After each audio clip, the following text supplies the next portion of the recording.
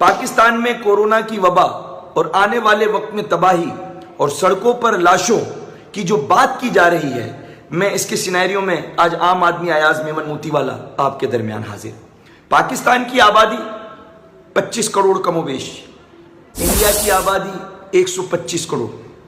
پاکستان سے 4 گنا زیادہ۔ لیکن انڈیا میں اگر آپ گوگل پر جائیں اور وہاں پر دنیا کے کورونا وائرس پیشنٹ کا لکھیں تو انڈیا میں آج 20,000 لوگ کورونا پیشنٹ ہیں، اور اگر اس اعتبار سے 1.25 ارب 25 کروڑ کو ہمارے 25 کروڑ سے اگر ڈیوائیڈ کر کے دیکھیں تو پاکستان میں اس اعتبار سے 2,000 کے قریب پیشنٹ ہونے چاہیے۔ لیکن ہم انڈیا کی آبادی کے تناسب سے بھی بہت تیزی سے آگے جا رہے ہیں، اور 11,000 کے قریب پاکستان میں کورونا کے مریض اب آ چکے ہیں۔ وفاق نے جو فیصلہ کیا ہے، عمران خان کی حکومت اگر چاہتی تو آپ سے میں یہ مخاطب ہو کر آپ کے علم میں لاتا چلوں کہ پاکستان کا G8 اور IMF کا جو قرض آگے اگلے سال یا 2 سال کے لیے شیڈول کر دیا گیا ہے، تو یہ کورونا ہونے کی وجہ سے 1.39 کروڑ ڈالر اگر IMF نے اور ورلڈ بینک نے دیے ہیں تو وہ پاکستان میں کورونا کے ہونے کی وجہ سے اور کورونا سے مقابلہ کرنے کی وجہ سے۔ تو اگر حکومت وقت چاہتی تو دنیا سے اور قرضہ لے لیتی، ویسے بھی قرضہ لے کر کرپشن دے کر پاکستانی قوم کو 5 بنیادی حقوق صاف پانی، صحت، صفائی، تعلیم، روزگار نہ دے کر ذہنی مریض بنا کر دنیا کے مال کا خریدار اور ہمارے قدرتی وسائل پر ڈاکہ ڈالنے کے لیے تو ہمیشہ گامزن اور کام کیا گیا، اور ہم غلام رہے اور یہ ہم پر مسلط رہے۔ تو یہ تو قیامت تک یہی چاہتے تھے کہ ہم ان کے غلام اور نوکر رہیں، لیکن کورونا نے ان کی سوچ کو تبدیل کر دیا۔ حکومت وقت وفاق عمران خان نے 23 سال حکومت حاصل کرنے، وزیر اعظم بننے کے لیے کوششیں کی، لیکن بدقسمتی سے 1.5 سال ہوتے ہی وزیر اعظم بننے کے بعد کورونا کا بم ان پر پھٹ گیا۔ یعنی اس کا تو مطلب یہ ہوا کہ ایک گدھے نے کرسی پر بیٹھنے کے لیے گردن سے کرسی اٹھانے کی کوشش کی اور اس کی گردن جو ہے وہ کرسی کے اندر پھنس گئی۔ تو یہ پریشانی کے عالم پھر عمران خان نے ہمارے جو صحت کے نظام میں تباہی، غربت، غریبی، مفلسی، لاچاری، PIA ریلوے کی تباہی اور کرپٹ سسٹم کے ہونے کی وجہ سے جو ہمارے یہاں بے عقلی اور کم شعوری عوام کے اندر ہے، تو اس کو دیکھتے ہوئے حکومت وقت نے ایک جو فیصلہ کیا جو میں آپ کو اب بتانے جا رہا ہوں کہ پاکستان کو، ان کو کسی نے بتایا ہے وفاق کو کہ اگر پاکستان کو بچانا ہے، اگر بھوک افلاسی بڑھی تو لوگ سڑکوں پہ آ جائیں گے، حکومت کو گالیاں دیں گے، تو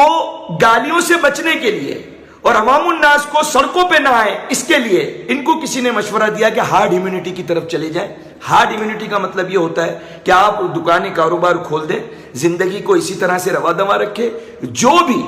قوت مدافعت کم ہونے کی وجہ سے مر جائے گا وہ مرنے دیں، جو بچ جائے گا پھر وہ جب زندہ رہے گا تو ہم اس پر حکمرانی حاکم بن کے ان کو غلام بنا کر قیامت تک اس ملک کو چلاتے رہیں گے۔ ورنہ قرض لے رہے تھے 1.49 کروڑ ڈالر، اور دنیا سے قرض لے لیتے، ہماری زمینیں بیچ دیتے، اور لاک ڈاؤن کر کے ڈاکٹروں کے لیے اکوپمنٹ، عوام کے لیے روزگار کے لیے بندوبست کر لیتے قرض دینے کی صورت میں یا ہیلپ کرنے کی صورت میں، لیکن انہوں نے وہ تو کرنا نہیں۔ اس سے آسان طریقہ یہ ہے کہ انہوں نے اچانک، آپ نے دیکھا تاجر برادری کے رہنماؤں کی، میں پاکستان میں اور کراچی میں یہ مثال دوں کہ یہ وہ ہومیوپیتھک کی دوائیں ہیں کہ ان سے نہ نفع ہے نہ نقصان ہے، لیکن آج ان تاجر رہنماؤں کو اچانک نمودار کر دیا۔ کبھی کسی نے چہرے بھی ان کے نہیں دیکھے ہوں گے، اب تو ٹی وی چینلوں کے اندر ان کی بریکنگ نیوزیں آ گئیں، اور دیکھا جائے تو یہ وفاق کے کہنے کے اوپر علماء حضرات خود 50 سال کے ہیں، 50 سال سے زیادہ ہیں، تو اس لیے یہ گھروں میں رہیں گے، لیکن ان سے کہا گیا کہ آپ مسجدیں کھول دو، تاجروں سے کہا گیا دکانیں کھلوا دو۔ اب جب تاجروں کے کہنے پر یہ سندھ حکومت پہ زور ڈال رہے ہیں، دکانیں کھل گئی اور مسجدوں میں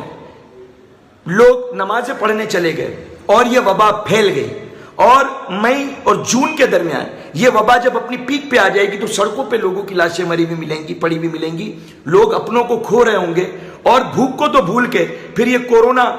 سے اپنے لوگوں کو بچانے کی جدوجہد میں لگ جائیں گے، اور پھر حکومت وقت اس وقت یہ کہے گی کہ ہم نے تو تاجروں اور علماء حضرات کے کہنے پر یہ سب کچھ عوام الناس کی ضد پر کھولا ہے، ہم تو منع کر رہے تھے۔ اور اس وقت یہ آج کے لوگ جو کہہ رہے ہیں علماء جن کی دعاؤں سے پاکستان نے کسی ایک شعبے میں ترقی نہیں کی, کسی ایک علماء سے پاکستان میں کوئی ایک کسی قابل انجینئر سائنسدان علم حاصل کر کے ایجاد کرنے والا نہ بن سکا, یا عالموں کے ہاتھ اٹھانے سے پاکستان نے دعا مانگ کر کسی ایک شعبے میں ترقی نہیں کی. گن گٹر کچرا گندگی صاف پانی صحت صفائی تعلیم روزگار کے لیے کسی نے ریاست سے عوامی حقوق کے لیے آواز بلند نہیں کی. آج یہ مسجدیں کھول کر, یعنی مکے مدینے میں بند, پوری دنیا میں بند, لیکن پاکستان میں کھلوا کر یا ہارڈ ہیومینٹی کی جانب لے جا کر ان فیوچر عوام الناس پر سارا ملبہ آ جائے گا اور حکومت بریوس جمع ہو جائے گی. اور جب یہاں پر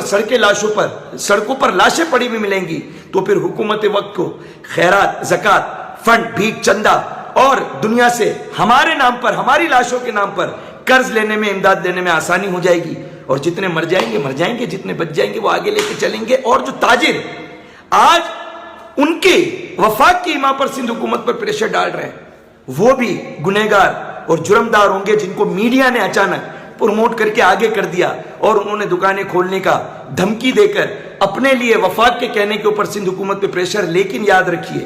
آپ پاکستان کی دھرتی ماں کی کوک کو اگر اپنی ماں کی کوک سے افضل سمجھتے ہیں, پاکستانی عوام سے پیار کرتے ہیں, تو اللہ کے واسطے پاکستانی قوم کو موت کے منہ میں مت ڈالو. پاکستانی قوم کو موت کے منہ میں مت ڈالو. انگلینڈ سے لے کے ہالینڈ سے لے کے نیدرلینڈ سے لے کے پولینڈ سے لے کے جاپان سے لے کے تائیوان سے لے کے امریکہ سے لے کے چائنا سے لے کے پوری دنیا کی عالمی معیشتیں تباہ ہو گئی اور وہاں پر لاشوں کے قبرستانوں میں جگہیں نہیں ہیں. تو پاکستان میں تو پہلے ہی ہم غربت غریبی مفلسی لاچاری تمام اداروں کی تباہی قرضے میں ڈوب کر ذہنی مریض بن کر دنیا کے مال کے خریدار ان کے نوکر غلام اور ہمارے قدرتی وسائل پر ڈاکہ ڈالنے کے لیے جان بوجھ کے اسکرپٹ 40 سالوں سے ذہنی مریض بنائے جا رہے ہیں. اور آج اگر تاجر برادری کے کچھ رہنماؤں نے آ کر کے اور جو مسجد کھولنے والے جو عالم ہیں ان کے کہنے کے اوپر اگر یہاں پر لاشیں بچ گئیں تو کل کو حکومت تو بریوس جمع ہو جائے گی. لیکن آج ان سے جو بھی یہ دکانیں کھلوانے اور مسجدوں میں نماز پڑھوانے کی باتیں کر رہے ہیں, اللہ کے واسطے یہ پھر ان سے لکھوا لینا, حلف نامہ جمع کروا لینا کہ پھر 302 کی FIR ہے. کیونکہ کل کو اگر یہ تاجر غائب ہو گئے, یہ علماء غائب ہو گئے اور یہ کہیں گے ہم نے تو کہا تھا کہ SOP پر عمل کر کے آپ نے کرنا ہے, تو عوام نے خود نے لاپرواہی کی اور یہ موت کے منہ میں جا رہے ہیں اور یہ بریوس جمع ہو گئے, تو پھر لاکھوں لوگوں کی موت کا ذمہ دار کون ہوگا؟